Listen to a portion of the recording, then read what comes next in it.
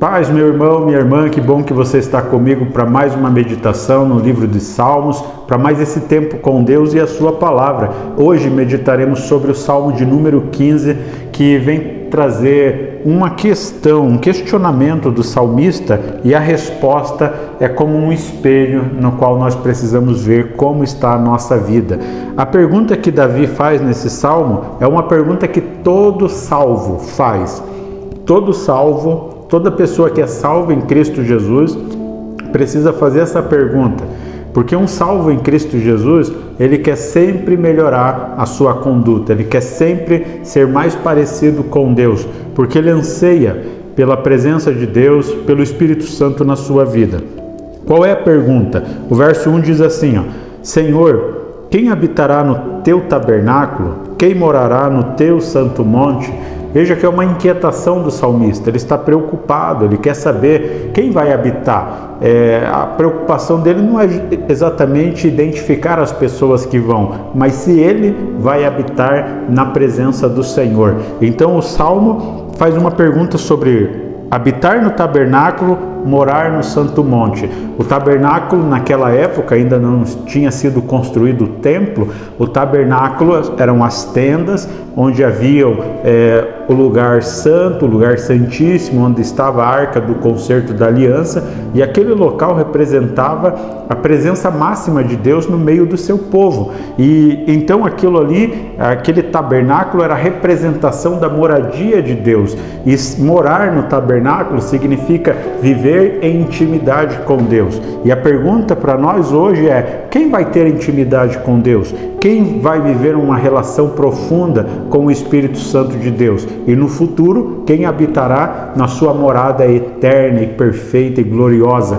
Então o salmista, ele começa a trazer aqui as respostas a partir do versículo 2, e é muito importante que a gente faça a leitura e faça uma análise da nossa vida. Não é para analisar a vida dos outros, é para analisar a nossa vida e ver se estamos de acordo com a palavra. Então ele fala aqui: quem vai habitar no seu tabernáculo? Aquele que anda em sinceridade. O crente é sincero, busca ser sincero, verdadeiro no que faz, verdadeiro no que fala. Não existe duas palavras, não existe hipocrisia. A sinceridade não se coaduna com o comportamento de um cristão. Ele não está aqui sorrindo para alguém e quando esse alguém dá as costas sai falando mal. Isso é falta de sinceridade, isso é hipocrisia. E o cristão, ele não é hipócrita. Outra questão que ele diz: e pratica a justiça, fala verazmente segundo o seu coração.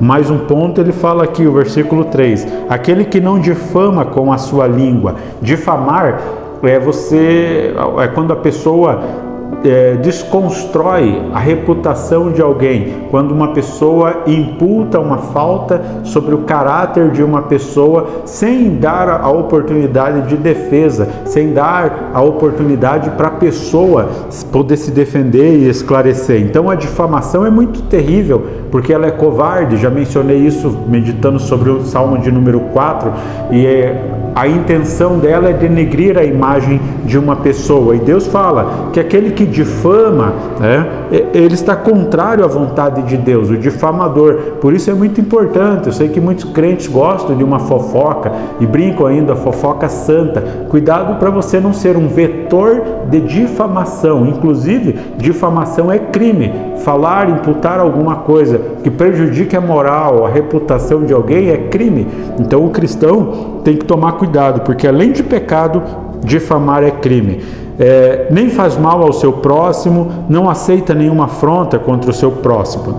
O verso 4 ele diz assim: aquele a cujos olhos o réprobo é desprezado. Ou seja, o salvo em Cristo Jesus, ele não aplaude, ele não vive reverenciando o ímpio. Pelo contrário, ele reprova as atitudes de um ímpio. É isso que esse verso quer dizer. Mas honra os que temem ao Senhor. Veja que postura. Ele reprova, ele deixa claro que reprova a atitude do ímpio, mas ele presta reverência para uma pessoa que teme ao Senhor. Então preste reverência para as pessoas que você conhece que temem ao Senhor. Seja reverente, preste honra para essa pessoa. Como diz o texto aqui, aquele que mesmo que jure com seu dano, não muda. Então o cristão, ele é assim, ele jurou alguma coisa, aquilo que ele falou, por mais que depois ele veja que terá prejuízo, ele mantém a sua palavra. Vou dar um exemplo. Digamos que um cristão, homem ou mulher de Deus, prometa que vai prestar um determinado serviço, diga, olha, vai custar tanto. Porém, passando alguns dias, percebe que deu um valor errado, abaixo do que deveria ser.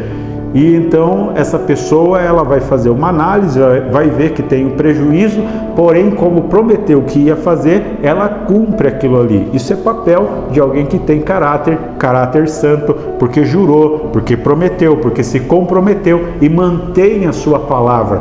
O cristão é uma pessoa de palavra, cumpre aquilo que falou. É isso que o texto diz.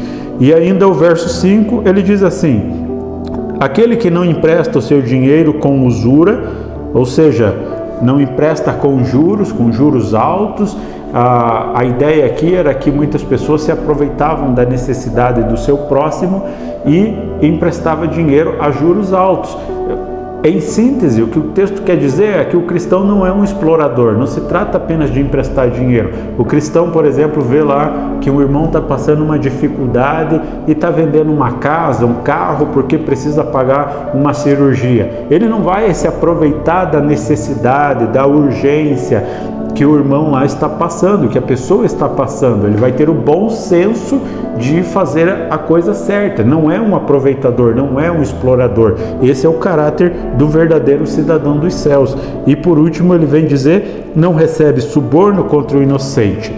E aí conclui aqui, quem faz isso nunca será abalado. Ou seja, quem vive dentro desses pareceres aqui, andar em sinceridade, praticar justiça, falar a verdade, não ser difamador, não fazer mal ao próximo, aquele que reprova o ímpio, mas honra o que teme ao Senhor, aquele que não explora seu irmão, aquele que não presta falso testemunho, a pessoa que tem um caráter de quem vive na presença do Senhor.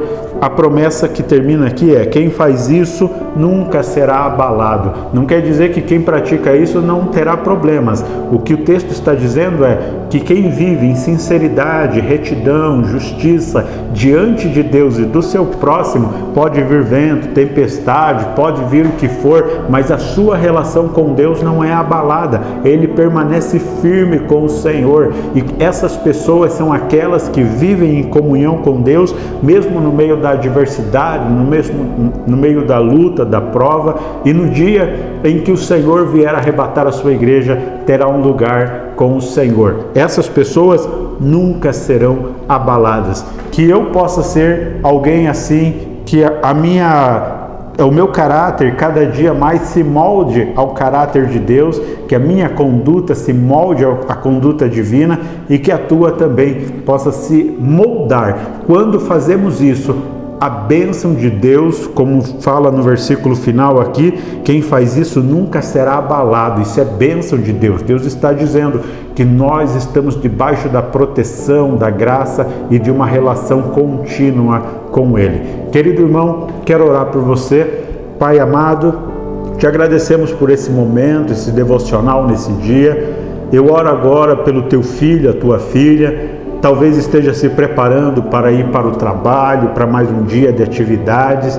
Que o Senhor abençoa seu lar, abençoa a sua família, abençoa todas aquelas pessoas por quem ele e ela têm clamado. Que o Senhor venha agir, responder suas orações, que o Senhor venha operar o milagre que este teu filho, tua filha tem buscado no Senhor. Peço que o Senhor nos ajude a ter um caráter moldado pelo teu Espírito Santo e sermos cada dia mais parecidos com o Senhor. Esteja conosco, nos abençoe, em nome de Jesus. Amém. Querido irmão, um grande abraço. Até amanhã no nosso próximo devocional.